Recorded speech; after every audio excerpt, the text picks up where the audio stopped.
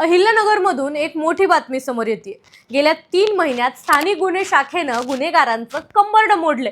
हो, तुम्ही बरोबर ऐकताय।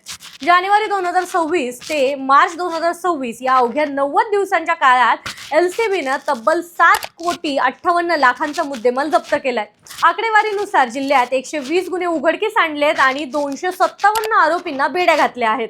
त्याचबरोबर 7 खुनाच्या गुन्ह्यात 18 आरोपी अटकेत, तर दरोड्यात 9 घटनांमधील 29 आरोपी जेरबंद केले आहेत। जबरी, चोरी, घरफोडी आणि स्नॅचिंग अशा 48 गुन्ह्यांमध्ये 75हून अधिक आरोपींना पकडून लाखो रुपयांचा ऐवज जप्त केला गेला। आणि महत्त्वाचं म्हणजे आर्म ऍक्ट खाली 5 कट्टे आणि 11 जिवंत कारतूसं जप्त करून मोठी दुर्घटना टळली आहे। फक्त चोरीच नाही तर अवैध धंद्यांवरही पोलिसांनी सर्जिकल स्ट्राईक केलाय। अवैध वाळू तस्करीतून तब्बल 1,74,00,00,000चा माल हा जप्त केला असून गुटखा, गोमांस, वाहतूक आणि अवैध गॅस रिफिलिंगवरही कठोर कारवाई करण्यात आलेली आहे। पोलीस अधीक्षक सोमनाथ घारगे यांच्या मार्गदर्शनाखाली आणि पोलीस निरीक्षक किरण कुमार कबाडी यांच्या टीमने ही ऐतिहासिक कामगिरी करून दाखवली आहे। यामुळे जिल्ह्यात आता कायद्याचा दरारा निर्माण झाला आहे। अहिल्यानगर पोलिसांच्या या दमदार कामगिरीबद्दल तुम्हाला काय वाटतं?